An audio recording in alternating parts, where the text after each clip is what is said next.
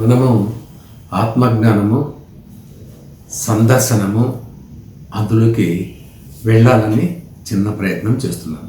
సందర్శనం అంటే మన స్వయంలోకి మనం వెళ్ళినప్పుడే మనకు అయ్యే దర్శనమే, ఆ దర్శనమే సందర్శనం.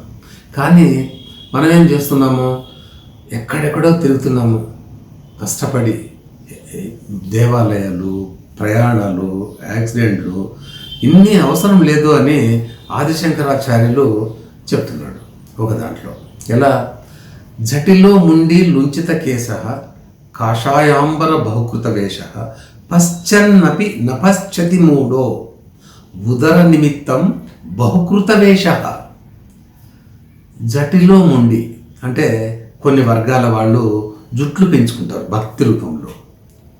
అదే తలనీలాలు ఇచ్చి రావడము, జుట్లు పెంచుకోవడము, ఒక్కొక్క మతము, ఒక్కొక్క విధానము, ఒక్కొక్క దేవతకి ఒక్కొక్క విధంగా జుట్లు పెంచుకోవడాలు. జటిలో ముండి అంటే జడలు పెంచుకోవడము, ముండనము, ముండి అంటే ముండనము అంటే గుండ్లు చేసుకునేవాళ్ళు. అంటే ఈ విధానాలన్నీ మనం వెంట్రుకలపైనే మన కార్యక్రమాలని చూపిస్తున్నాం. జటిలో ముండి లుంచిత కేశాలని చేసుకోవడం, గుండు చేసుకోవడము, జడలు పెంచుకోవడము, ఇలా చెడులో ముండి లుంచిత కేశ అంటే ఒకటి ఉందండి. పూర్వం రోజుల్లో ఈ బ్లేడ్లు ఇవన్నీ ఫెసిలిటీస్ లేనప్పుడే వాళ్ళందరూ కూడా రోజు ఈ అందం కోసం కాకుండా ఆ గడ్డాలు చవరాలు చేసుకోవడానికి ఆ రోజుల్లో 7 బ్లేడ్లు ఉన్నాయి, జల్లెట్ ఉన్నాయి, లేవు కదా. ఎక్కడో అడవుల్లో ఉంటారు, వాళ్ళు దాన్ని పట్టించుకోరు. ఇప్పుడు వేషధారకులు వీళ్ళంతా వేషాలు వేస్తున్నారు చాలామంది. ఆ అవసరాలు ఏం లేవండి. నువ్వు దైవత్వాన్ని పొందడానికి, గడ్డం గోకోకుండా ఉండడానికి, జుట్లు పెంచుకోవడానికి no way connected. Okay, truth ఇలాగే ఉంటుంది. మరి కోపం వస్తే నేనేం చేయను, వాస్తవాలు చెప్పాలి కదా. లుంచిత కేశ కాషాయాంబర బహుకృత వేష. ఎన్ని రకాల డ్రెస్సులు వేస్తున్నామండి. అయ్యప్ప స్వామి పోతే నల్లని డ్రెస్సు, విజయవాడ కనకదుర్గమ్మ పోతే ఇంకో డ్రెస్సు, ఆంజనేయ స్వామి పోతే ఒక డ్రెస్సు, మక్కాకు పోతే ఒక డ్రెస్సు, మదీనాకు పోతే ఒక డ్రెస్సు, లేదంటే లోకల్గా ఆ కాషాయ దుస్తులు వేల రేట్లలో, వేల రూపాయలు ఉన్నట్టు కూడా ఉన్నాయండి. ఆ రోజు విషయం వేరు, దాని గురించి ఒక ఎపిసోడ్లో చెప్తాను. కాషాయాంబర బహుకృత వేష. ఇక్కడికి వదిలేద్దాం వీళ్ళందరినీ, ఎందుకంటే వీళ్ళందరూ గురువులుగా, పీఠాధిపతులుగా, పండితులుగా మనకు కనిపిస్తున్నారు, దర్శనం ఇస్తున్నారు. వాళ్ళు గురువులో కదా, మనం ఇంకోసారి మాట్లాడుకుందాం. అయితే పశ్చన్నపి నపశ్చతి మూడో, దిస్ ఈజ్ అండర్లైన్ చేయాల్సిన పాయింట్.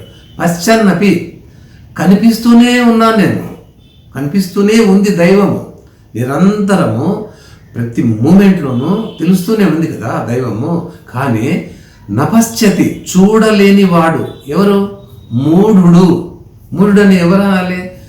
ఏ జ్ఞానమైతే నీకు కలిగితే దైవ దర్శనం కలుగుతుందో ఆ జ్ఞానం నీకు ఉన్నంత వరకు మూర్ఖుడే అని ఈ శ్లోకము మనకు తెలియజేస్తుంది.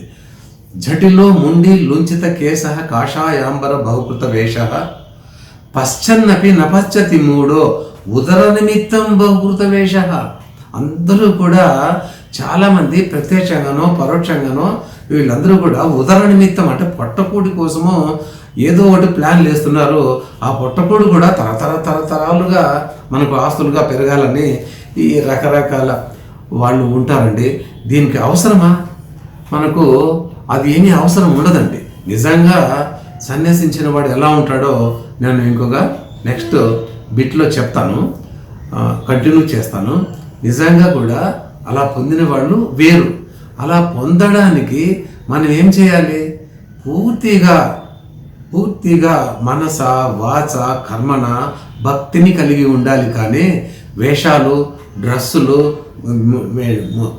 ఎక్కడెక్కడో పోయి ఎక్కడెక్కడో నీళ్లలో మునగడాలు, సముద్రాల్లో తేలడాలు, నదుల్లో మునగడాలు ఇవి కానే కాదు అని సాక్షాత్ భగవత్ స్వరూపుడు నడిచేటువంటి దైవము ఆదిశంకరాచార్యుడే తన ఎపిసోడ్లో చక్కగా చెప్పాడు. ఓకే, దీన్ని కంటిన్యూ నెక్స్ట్ శ్లోకం చేస్తాను. జై గురుదేవ్.